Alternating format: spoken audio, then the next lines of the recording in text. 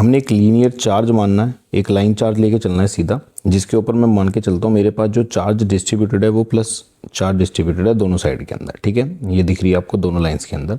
अब जब भी एक लीनियर कंडक्टर होगा या लीनियर चार्ज डेंसिटी होगी, उसका जो गॉसियन सरफेस ड्रॉ होता है हमारे पास में, वो होता है एक सिलेंड्रिकल शेप के अंदर। ये आपने सिलेंड्रिकल शेप के अंदर एक गॉसियन सरफेस को ड्रॉ कर लिया। आपको पता है गॉस लॉ से अगर आप वैल्यू लिखते हो तो फ्लक्स बराबर होता है Q अपॉन में एप्सिलॉन नॉट, ठीक है। अब मैं इस पूरे कंडक्टर के ऊपर या पूरे गॉसियन सरफेस के ऊपर 3 पॉइंट्स मान के चलता हूँ। मेरे पास ये फर्स्ट, ये सेकंड और ये थर्ड पॉइंट, इन तीनों के ऊपर मैं अलग अलग फ्लक्स निकालूंगा और तीनों को जब मैं कलेक्टिवली कैलकुलेट करके नेट निकाल दूंगा तो मेरे पास नेट फ्लक्स आ जाएगा, ठीक है। जो मेरे पास में गॉसियन सरफेस आई है, इसकी लेंथ मैंने L मानी है और इसका सेंटर से रेडियस मैंने माना है स्मॉल r।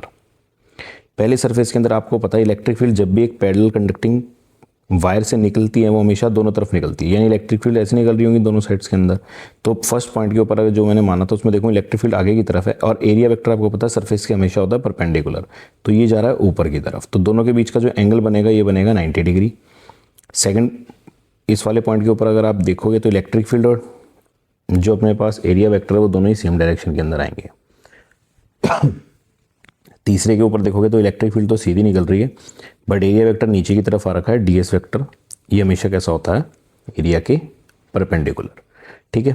चलिए जी प्रूव करो। आपको पता है लीनियर चार्ज डेंसिटी क्या होती है, लैम्डा की वैल्यू होती है आपके पास में कितना चार्ज स्टोर हो रहा है पर यूनिट लेंथ के अंदर, और फ्लक्स आपको पता है क्या होता है Q अपॉन में एप्सिलॉन नॉट। ये तो हो गया नेट फ्लक्स। अगर मैं तीनों गॉसियन सरफेस के लिए अलग अलग फ्लक्स लिखता हूँ तो मेरे पास में टोटल फ्लक्स अगर पूरे सिस्टम का लिखा जाएगा तो वो लिखा जाता है फाई नेट बराबर होएगा phi 1 plus phi 2 plus phi 3 के, जहाँ से कि मेरे पास जो वैल्यू होगी पहले फ्लक्स की लिखी जाएगी E dot D S first के लिए, E dot D S second के लिए और E डॉट डी एस में लिखूंगा थर्ड के लिए। मुझे ये बात पता है अगर मैं डॉट प्रोडक्ट को खोल के लिखता हूँ तो लिखा जाएगा E D S cos theta, तो तीनों सरफेसिस के लिए मैं ऐसे लिख सकता हूँ E D S cos theta.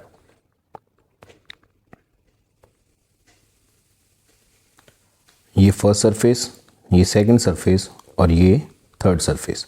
आपको तीनों के बीच का एंगल पता है। पहले वाले के अंदर आपने जब नेट एंगल निकाला था तो वो आया था 90 डिग्री, तो इसके लिए cos 90 की वैल्यू बनेगी अपने पास में 0 डिग्री।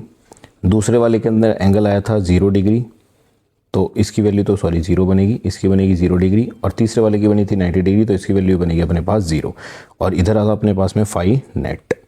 तो फाई नेट अपने पास लास्ट में बचेगा दूसरे वाले का E डॉट डी एस, ये दूसरे वाले का बचेगा सिर्फ।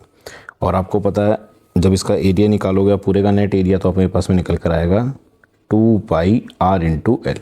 ये मेरे पास में दूसरी इक्वेशन। फर्स्ट इक्वेशन मेरे पास ऊपर निकल कर आई थी, सेकंड इक्वेशन मेरे पास नेट फ्लक्स ये निकल कर आया है। अब मैं दोनों को उठा के इक्वेट कर देता हूँ फ्रॉम फर्स्ट एंड सेकंड,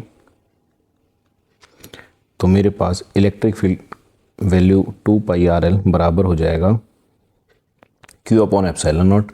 आपको पता है Q की वैल्यू लीनियर चार्ज डेंसिटी से क्या बनेगी, ये बनेगा 2 पाई आर एल बराबर बनेगा क्या बनेगी लैम्डा इंटू में L अपॉन में एप्सिलॉन नॉट। लेंथ से लेंथ कट गई तो इलेक्ट्रिक फील्ड की वैल्यू आपके पास आई लैम्डा अपॉन में 2 pi epsilon nought into R. ये नेट वैल्यू निकल कर आती है, और कोई इसका कोई ग्राफ पूछता है तो ग्राफ बनता है ये इलेक्ट्रिक फील्ड, ये इन्वर्सली प्रोपोर्शनल होती है रेडियस के, तो हाइपरबोला इसकी शेप निकल कर आती है। क्लियर है। इसके अलावा गॉस लॉ की जो सेकंड एप्लीकेशन है जो अपने पास प्लेन शीट वाली है, और थर्ड वाली जो स्फीयर वाली है वो भी इम्पॉर्टेंट है, उनको भी अच्छे से कर जाएं।